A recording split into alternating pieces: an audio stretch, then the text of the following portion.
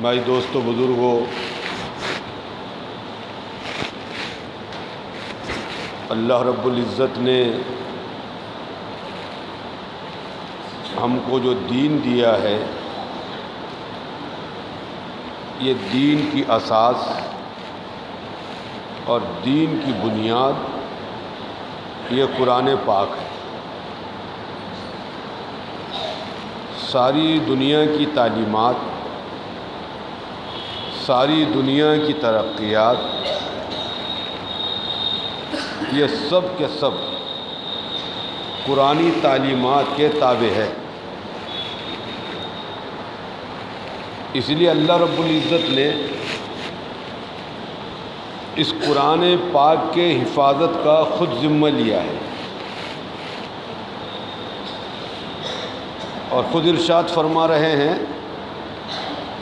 ہم ہی نے قرآن کو نازل کیا اور ہم ہی اس قرآن کے محافظ ہیں۔ یعنی اللہ ہی نے قرآن کو نازل کیا اور اللہ ہی قرآن کے محافظ ہیں۔ اللہ تبارک و تعالیٰ نے قرآن کی حفاظت کا خود ذمہ لیا، اور قیامت تک اللہ تعالیٰ اس قرآن کے حفاظت کے اسباب پیدا کرتے رہیں گے۔ یہ قرآن پاک جس کو جناب رسول اللہ صلی اللہ علیہ وسلم پر نازل کیا گیا، تو آپ تو سب سے اخیر میں آئے، سارے نبیوں کے اخیر میں آپ تشریف لائے، اور قرآن پاک آپ پر نازل کیا گیا۔ لیکن یہ قرآن پاک لکھا کب گیا؟ اس کو حضرت شیخ رحمۃ اللہ علیہ نے ایک جگہ یوں نقل کیا کہ یہ قرآن اس دنیا کے وجود میں آنے سے پہلے لکھا گیا، اور اللہ تبارک و تعالیٰ نے فرشتوں کو جمع فرما کر یہ قرآن پاک کو سنایا۔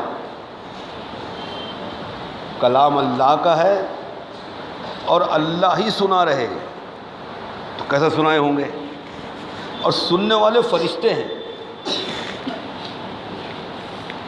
اللہ تعالیٰ نے پورے قرآن کی 2 صورتیں سنائی، سورہ طٰہٰ اور سورہ یاسین۔ جب فرشتوں نے ان 2 صورتوں کو سنا تو اس کے اسلوب سے، اس کے انداز بیان سے فرشتوں کی یہ بات سمجھ میں آ گئی کہ دنیا میں انسان پیدا ہونے والے ہیں، ان انسانوں میں نبی پیدا ہونے والے ہیں، اور ان میں سے کسی نبی پر یہ قرآن اترنے والا ہے۔ یہ فرشتوں کے سمجھ میں آ گئی۔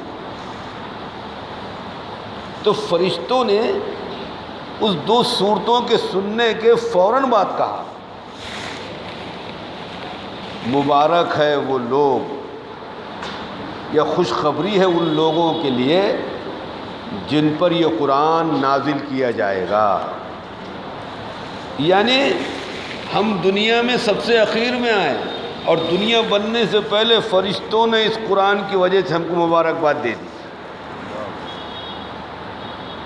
دوسری بات، فرشتوں نے کہا خوشخبری ہے ان دلوں کے لیے جو اس کو حفظ یاد کریں گے۔ اس میں سارے قرآن پاک کو حفظ کرنے والے آ گئے، مبارکباد دی دنیا وجود میں آنے سے پہلے۔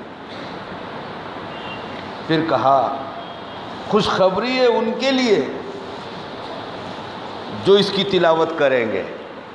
اب جو رات اور دن تلاوت کرتے ہیں ان کو فرشتوں نے دنیا بننے سے پہلے خوشخبری سنا دی۔ اللہ تعالیٰ نے اس قرآن کو لوح محفوظ میں لکھ چکا، محفوظ کر چکا دنیا بننے سے پہلے۔ پھر جب جناب رسول اللہ صلی اللہ علیہ وسلم کو نبوت ملی تو اللہ تعالیٰ نے لوح محفوظ سے اس قرآن کو آسمان دنیا پر اتارا، وہ شب قدر میں۔ کہ لوح محفوظ سے یہ قرآن آسمان دنیا پہ اترا، یہ شب قدر میں۔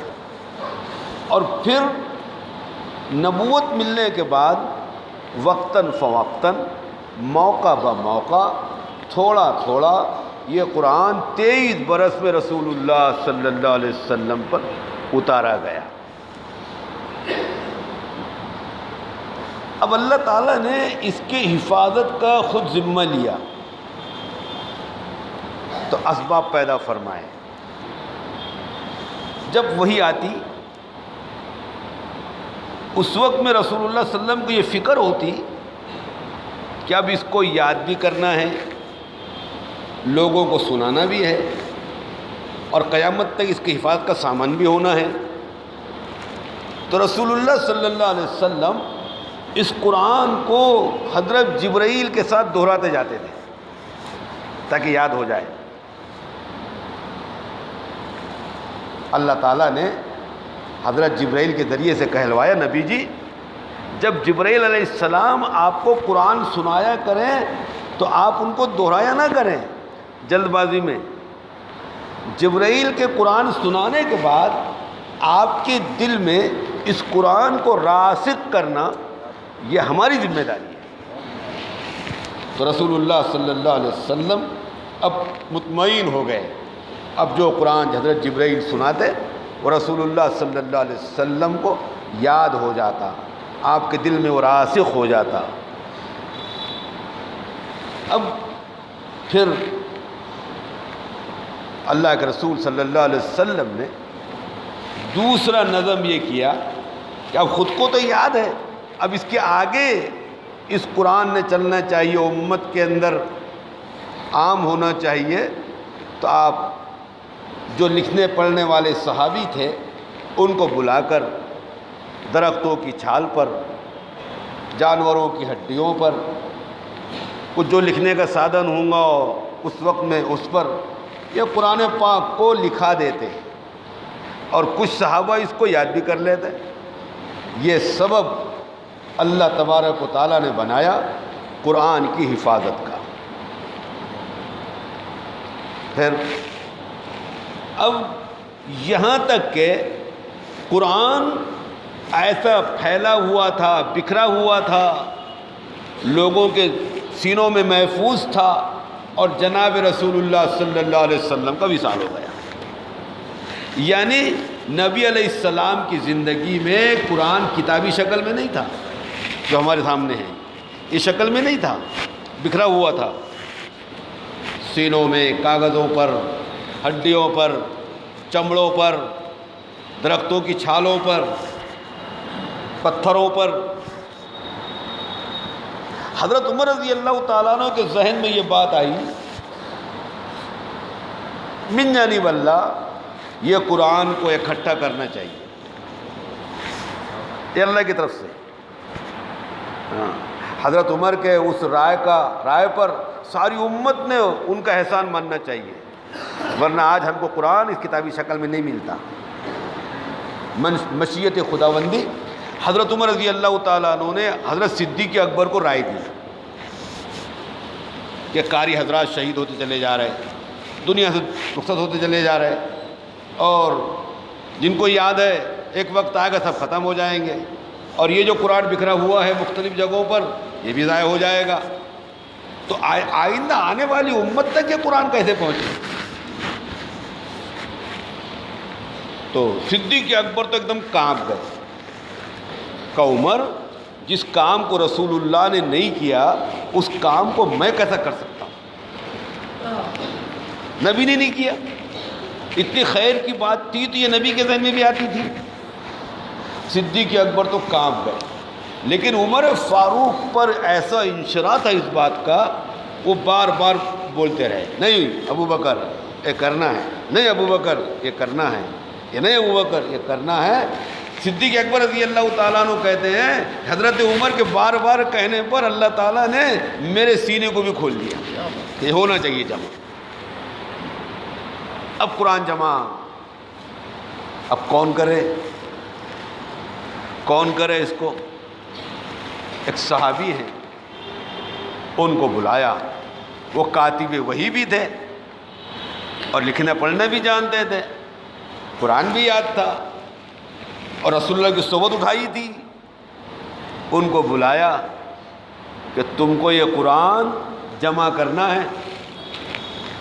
انہوں نے جب یہ سنا تو ان دونوں حضرات سے کہا، یہ دل میں اس بات کو سوچا کہ دیکھو بھائی، تم اگر یہ بولیں گے یہ پہاڑ ادھر کا ہے نا، اس پہاڑ کو کھود کر مٹی اٹھا کر ادھر ڈال دو، یہ میں ڈال دیتا، لیکن یہ قرآن جمع کرنا میرے بس کا نہیں، بڑی ذمہ داری کا کام ہے۔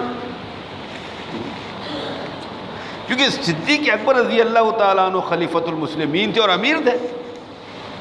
آپ نے کہا نہیں زید، تم کو یہ کام کرنا پڑے گا اور ایک کام تم کو کرنا ہی ہے۔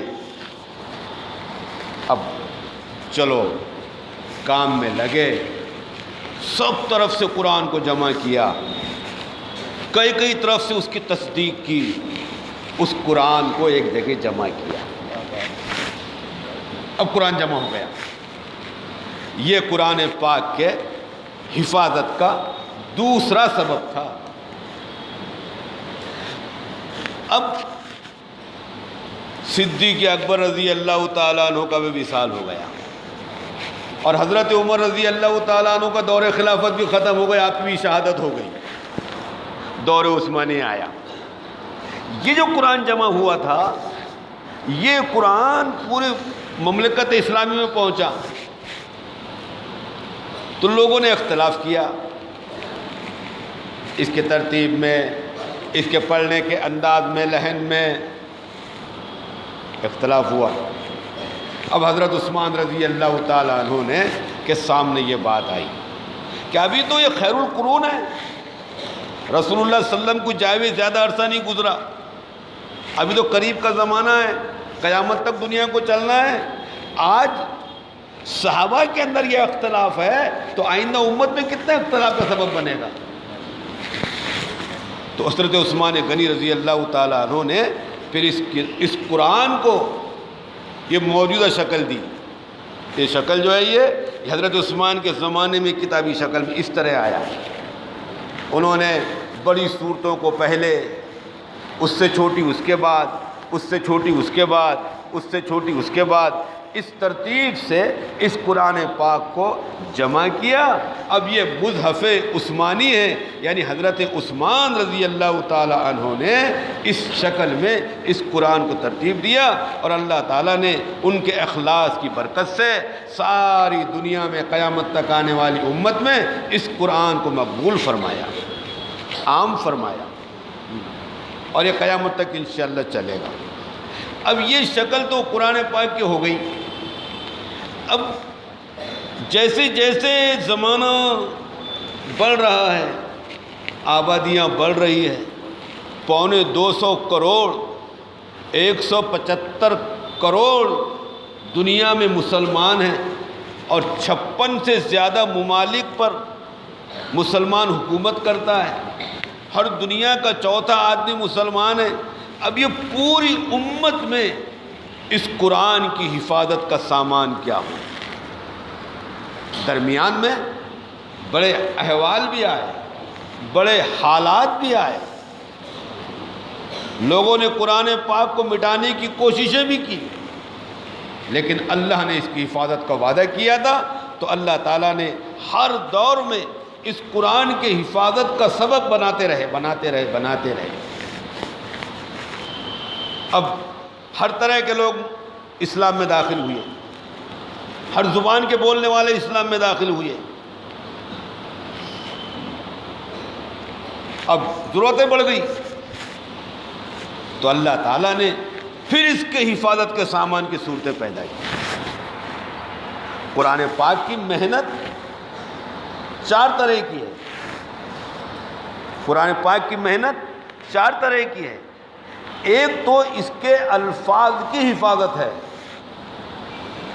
قرآن پاک کے الفاظ، اس کی حفاظت، اس کا سبب. پھر قرآن پاک کے مخرج کی حفاظت ہے، یعنی کیسے پڑھنا چاہیے. پھر قرآن پاک کے تفسیر کی حفاظت ہے کہ اللہ تعالیٰ قرآن میں کیا کہہ رہا ہے. پھر قرآن پاک کے عمل کی حفاظت ہے کہ یہ قرآن پاک عملی طور سے امت میں زندہ رہے. یہ چار قسم کی محنتیں. تو اللہ تعالیٰ نے یہ چار قسم کی محنتوں کے چار قسم کے اسباب پیدا کر دیے کہ محنتیں چار قسم کی تو اسباب بھی چار قسم کے پیدا کر دیے، امت اس سے استفادہ کرے. چنانچہ یہ جتنے مدارس دنیا کے اندر چل رہے ہیں، ساری دنیا میں جو مدارس چل رہے ہیں، جو دارالعلوم چل رہے ہیں، یہ دارالعلوم یہ قرآن پاک کے حفاظت کا سامان ہے. یعنی اس میں جو بچے قرآن پاک کو حفظ یاد کر رہے ہیں، یہ قرآن پاک کے الفاظ کی حفاظت کر رہے ہیں.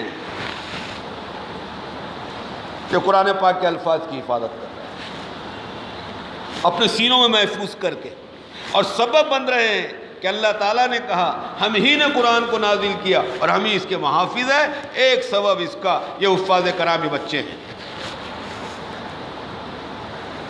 دوسرا، اس کے مخرج کی حفاظت، کیسے پڑھا جائے. تو مدارس میں جو بچے قرآن پاک کو حفظ کرتے ہیں ان بچوں کو تجوید سکھائی جاتی ہے، صحت کے ساتھ قرآن، صحیح قرآن کیسے پڑھنا.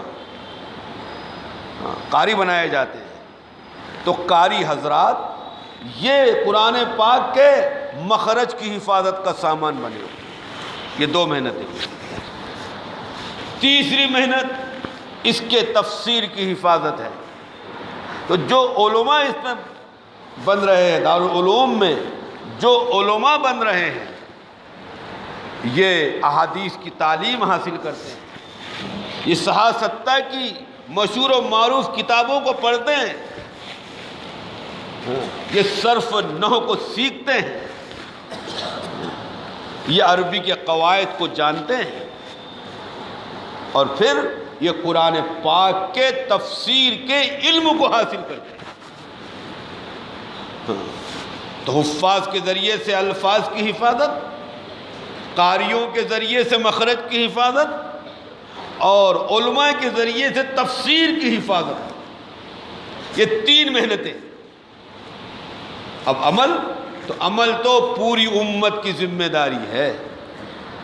اب یہ امت چاہے حافظ نہ بنے، چاہے قاری نہ بنے، چاہے عالم نہ بنے، لیکن مسلمان تو ہے. تو بحیثیت مسلمان ہونے کے قرآنی تعلیمات پہ عمل کرنا یہ پوری امت کی ذمہ داری ہے. گویا یہ امت کی عمومی ذمہ داری ہے. یہ محنت کہاں سے؟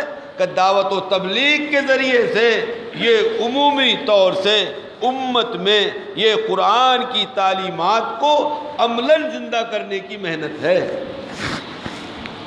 یہ چار محنتیں ہوں گی. بھائی دوستو بزرگوں، اب یہ جو محنت ہے، چار قسم ہے قرآن پاک کی محنت کی،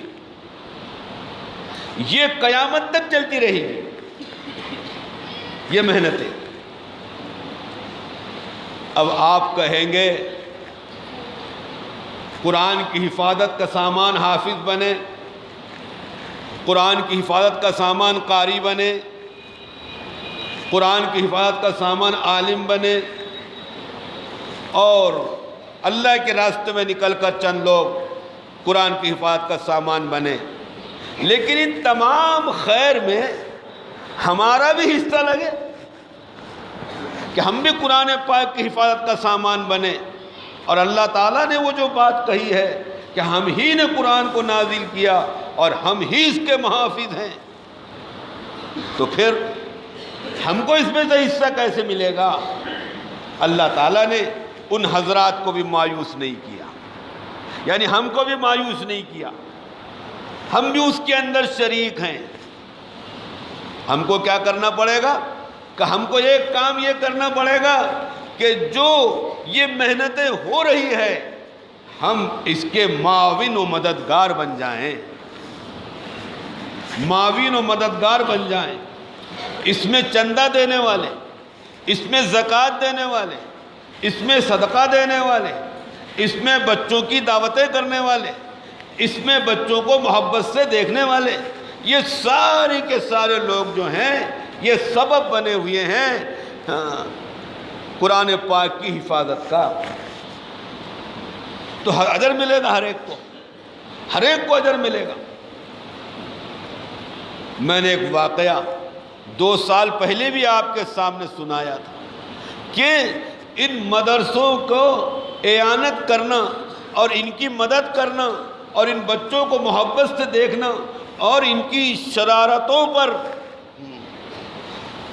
ناراض نہیں ہونا اور ان کے جمنے کی صورتیں اور شکلوں کو سوچتے رہنا، اس پر کیا ملے گا، اس پر کیا ملے گا۔ ایک واقعہ برسوں پرانا کہ ایک بچہ مدرسے سے نکل گیا، بچے بھاگ جاتے مدرسے سے، طبیعت نہیں لگتی نکل جاتے۔ ایک بچہ مدرسے سے نکل گیا اور راستے جنگل کے ہوا کرتے تھے، کوئی ایسے سڑکیں اور موٹر گاڑیاں تو تھی نہیں، پیدل جنگل سے نکل گیا۔ ایک آدمی کی جنگل میں ملاقات ہو گئی، ارے بیٹا تو اتنا کم عمر، یہ خطرناک جنگل کا راستہ، اور تو کہاں جا رہا ہے؟ اس بچے نے کہا میں مدرسے میں پڑھتا ہوں اور میری طبیعت مدرسے سے اچڑ گئی، اب میں مدرسہ چھوڑ کے گھر جا رہا ہوں۔ اس آدمی نے اس کو سمجھایا یہ بات مناسب نہیں ہے کہ تو مدرسہ چھوڑ کے چلا جائے، ارے تعلیم حاصل کر لے، کچھ نہ کچھ بن جائے گا، دل پر جبر کر، یہ شیطان کا وسوسہ ہے اور دھوکہ ہے، تو جا کے جم جا اور تعلیم حاصل کر لے۔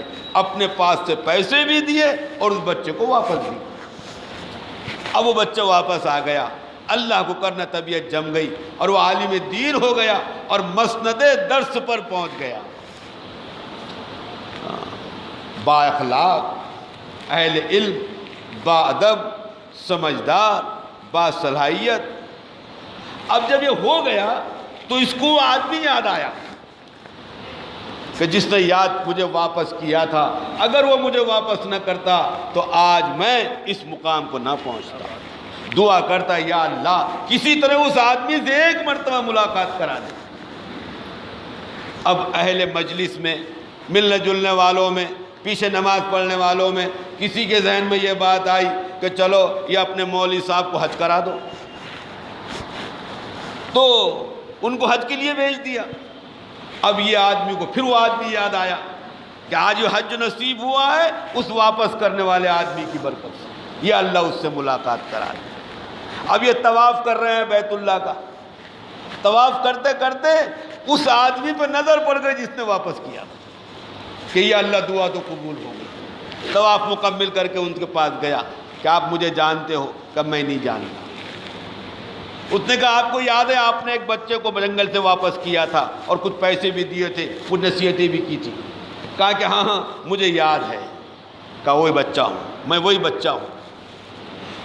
اس آدمی نے ان کا ہاتھ پکڑا، ایک طرف لے کر گئے کہ میں بھی اس تمنا میں تھا، اس فراق میں تھا کہ اس بچے سے میری ملاقات ہو جائے۔ کہا سن، جس وقت تو نے مدرسہ چھوڑا اور جنگل سے گزر رہا تھا اس وقت میں نے تجھے واپس کیا تھا جب میں مسلمان نہیں تھا، میں تو یہودی ہوں، لیکن تجھے سمجھانے اور واپس کرنے کی برکت سے اللہ تعالیٰ نے میرے گھر کے 17 افراد کو اسلام کی دولت سے مالا مال کیا ہے۔ بھائی دوستو بزرگوں، اللہ تعالیٰ ان مدارس کے چلانے پر مدد کرنے کی وجہ سے ان محبان رسول اور مہمان رسول کو محبت کی نگاہ سے دیکھنے کی وجہ سے، اور ایسے اداروں کے چلنے میں مددگار بننے کی وجہ سے پتہ نہیں کس کو آخرت میں کیا انعام دے گا اور کس کو دنیا کے اندر کیا انعام دے گا۔ اللہ کا وعدہ 1 کے 10 دینے کا ہے۔ بہرحال بھائی دوستو بزرگوں، یہ ساری تمہید کا خلاصہ ہی ہے کہ اب یہ ربیع الثانی چل رہا ہے، اگلا مہینہ رجب کا ہوگا، اور شعبان کے پہلے ہفتے میں یہ سارے بچے اپنا تعلیمی سال مکمل کر کے اپنے اپنے گھروں کو واپس جائیں گے۔ لہذا اب ہماری ذمہ داری ہر سال کی طرح یہ ہے کہ ہم لوگ یہ رہے ہوئے دنوں میں ان کی دعوتیں کریں، ان کی اعانت کا سامان کریں۔ وہ لوگ دعوت دینے کے لیے تو آتے ہیں اور دعوت دیتے بھی ہیں، شادی بیاہ کا موقع ہو، کسی ولیمے کا موقع ہو تو آسان بھی ہوتی ہے کہ دیکھ پک رہی ہے تو کوئی بات نہیں، 10-20 کلو بڑھا لیں گے۔ لیکن جب کوئی انفرادی دعوت کرتا ہے اور آ کر پوچھتا ہے کتنے بچے ہیں مدرسے میں، تو 350، اور وہ خاموش ہو جاتا ہے کہ یا اللہ، ہاں یہ 350 بچوں کو دعوت، یہ تو ممکن ہی نہیں ہے، مناسب ہی نہیں ہے، یعنی حیثیت ہی نہیں بیچارے کی۔ تو بھائی دوستو بزرگوں، جتنی حیثیت ہے، جتنی کر سکتے ہیں اتنے بچوں کی بھی دعوت کر سکتے ہیں، سب کی کریں بہت اچھا۔ بلکہ ایک اللہ والوں نے یہ بات کہی جن کو لا علاج مرض ہے، بظاہر ڈاکٹرز نے یہ بات کہی ہے کہ ان کے بیماری کا کوئی علاج نہیں ہے، انہوں نے کہا کہ ان مدرسے میں پڑھنے والے بچوں سے دعا کراؤ، اگر موت مقدر نہیں ہے تو اللہ ان کی دعاؤں سے صحت عطا فرما دے۔ ایسی تاثیر رکھی۔ ہم دعاؤں کے لیے اہل اللہ کو تلاش کرتے ہیں اور کرنا بھی چاہیے کہ اہل اللہ کی دعائیں قبول ہوتی ہیں، لیکن ہم نہیں جانتے ہر گھر میں 2 قسم کے اہل اللہ موجود ہیں، 2 قسم کے اہل اللہ موجود ہیں جن کی دعائیں قبول کرتا ہے اللہ تعالیٰ۔ ایک بچے جو معصوم ہوتے ہیں، یہ معصوم بچوں سے دعا کراؤ کہ اللہ تعالیٰ ان کی دعاؤں کو قبول کرتا ہے۔ ارے گھر کے معصوم بچوں کی دعاؤں کو قبول کرتا ہے، تو یہ بچے جو اپنے ماں باپ کی چاہتوں اور محبتوں کو چھوڑ کر یہاں پڑے ہوئے ہیں، ہماری رحم و کرم پر پڑے ہوئے ہیں، ہماری شفقت و محبتوں کے درمیان میں پڑے ہوئے ہیں، اگر ان بچوں سے دعائیں کرائیں گے تو اللہ تبارک و تعالیٰ ان کی دعا بھی قبول کرے گا۔ تو دعائیں ایک تو بچے، اور دوسرے ہر گھر میں والدین موجود ہیں۔ یہ والدین اگر یہ اعمال کے اعتبار سے کمزور بھی ہیں لیکن اولاد کے حق میں ان کی دعائیں قبول ہوتی ہیں۔ باپ کی اور ماں کی دعا اولاد کے حق میں ولیوں کی طرح قبول ہوتی ہے، اگر ماں باپ دیندار نہ ہو تب بھی۔ ہاں ہم باہر گھومتے ہیں دعاؤں کے لیے، ہمارے لیے دعا کرو، وہ بھی کرنا چاہیے، اہل اللہ کی قدر و قیمت بھی ضروری ہے، لیکن ہم ہمارے گھروں کے ان معصوموں کے اور یہ مقام دعا پر پہنچے لوگوں کو نظر انداز کر دیتے ہیں، ان سے دعاؤں کا کہنا چاہیے۔ تو اللہ تعالیٰ نے بھائی دوست بزرگوں بہت ہی فضل، احسان و کرم کیا کہ یہ ایک شکل